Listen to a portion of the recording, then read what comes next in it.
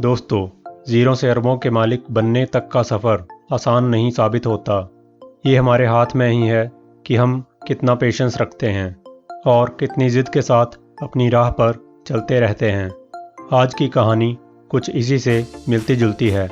ये कहानी है एक लड़के की जो कि एक मिडिल क्लास परिवार में जन्मा और कैसे अपनी मेहनत के दम पर एक कंपनी खड़ी कर दी जिसका टर्नओवर आज की तारीख में अरबों में है। ये कहानी है एक मिडिल क्लास किसान परिवार में पैदा हुए एक लड़के की जिसका नाम है कोनोसुके। कोनोसुके एक किसान परिवार में पैदा हुआ। जब वो 9 साल का हुआ तो उसकी किस्मत बदल गई। उसके परिवार की स्थिति एकदम बदल गई। उस साल उनके पास घर चलाने को पैसे भी नहीं थे, तो उन लोगों को अपनी परिस्थिति से निकलने के लिए शहर की तरफ जाना पड़ा और परिवार के सारे लोग काम ढूंढ के उसे करने में लग गए। उस 9 साल के बच्चे ने भी काम किया। उसने दुकान में खुद के लिए काम ढूंढ लिया। अब उस दुकान में उसे और भी काम करने होते थे, जैसे सफाई और उनके बच्चों की देखभाल वगैरह। लेकिन नीति को ये भी मंजूर नहीं था। इस दुकान की अब कमाई कम होने लगी, तो वहाँ के मालिक ने उनको वहाँ से निकाल दिया। अब उस लड़के ने एक साइकिल की दुकान पर अपने लिए काम ढूंढा। अब वह वहाँ पर साइकिल की दुकान में काफ़ी सारे काम सीखने में लगा था। वह रोज़ कुछ नया सीखने की कोशिश करता था। इसी तरह उसने 5 साल तक उस साइकिल की दुकान पर काम किया और काफ़ी सारी नॉलेज इकट्ठी कर ली। अब उसे टूल्स को सही से इस्तेमाल करना आ गया था। फिर उसने ओसाका कंपनी में जॉब का इंटरव्यू दिया और उसे वह जॉब मिल भी गई।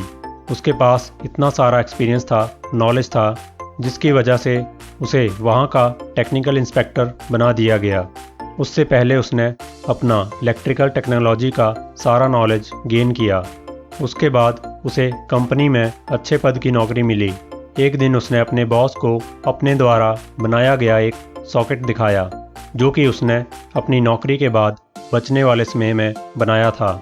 वह उसे लेकर काफ़ी कॉन्फिडेंट था और उसने बहुत खुशी से उसे अपने बॉस को दिखाया।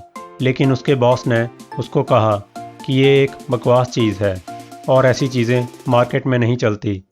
लेकिन उसे अपने इस डिवाइस पर बहुत विश्वास था, तो उसने खुद उस पर काम करना शुरू किया और उसने अपनी नौकरी छोड़ दी, क्योंकि काम करने के लिए उसे एक टीम की ज़रूरत थी।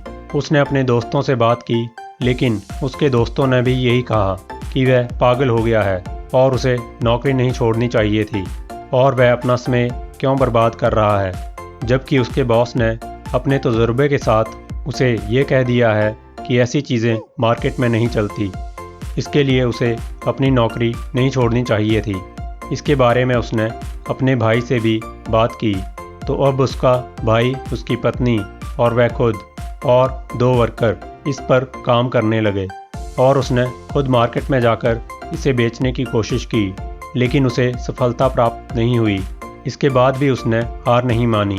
जब पैसे कम होने लगे तो वर्कर्स ने भी इस काम को छोड़ दिया और अब केवल वह, उसकी पत्नी और उसका भाई इस पर काम कर रहे थे। अब उनके पास बिल्कुल भी पैसे नहीं बचे थे, तो उन्होंने एक एक करके अपने घर का सामान बेचना शुरू कर दिया। लेकिन फिर भी उसका कोई पॉजिटिव रिजल्ट नहीं मिला। वह रोज़ मार्केट में जाता और फेल होकर घर वापस आ जाता, लेकिन फिर भी उसे अपने सॉकेट पर पूरा विश्वास था कि वह एक बेकार चीज़ नहीं है। फिर एक दिन पता नहीं कहाँ से उनके पास एक बहुत बड़ा ऑर्डर आया और उन्होंने मन लगाकर खूब मेहनत की और इस ऑर्डर को पूरा किया और उनकी मेहनत सच में रंग लाई और इस ऑर्डर के ज़रिए उनकी ज़िंदगी बदल गई और उस आदमी ने एक कंपनी खड़ी कर दी, जो कि है पैनासोनिक। तो आप खुद सोचिए कि क्या ये कंपनी किसी टॉपर ने बनाई या किसी बहुत महान आदमी ने बनाई। नहीं, ये कंपनी केवल एक आदमी की ज़िद की वजह से बनी, जिसे खुद पर और अपने काम पर पूरा विश्वास था कि वह एक दिन ज़रूर कामयाब होगा, और वह हुआ भी। इसीलिए ज़ीरो से अरबों के मालिक बनने तक का सफ़र आसान तो नहीं था, लेकिन फिर भी उसने वह सफ़र तय किया और खूब मेहनत करी। इसी से हमें ये शिक्षा मिलती है कि हमें अपनी ज़िद कभी नहीं छोड़नी चाहिए और खुद पर विश्वास रखना चाहिए। तो दोस्तों, उम्मीद करते हैं आपको ये वीडियो पसंद आया होगा। तो इस वीडियो को लाइक करें, शेयर करें और हमारे चैनल को सब्सक्राइब करें। और इस वीडियो के बारे में कमेंट सेक्शन में ज़रूर लिखें। धन्यवाद।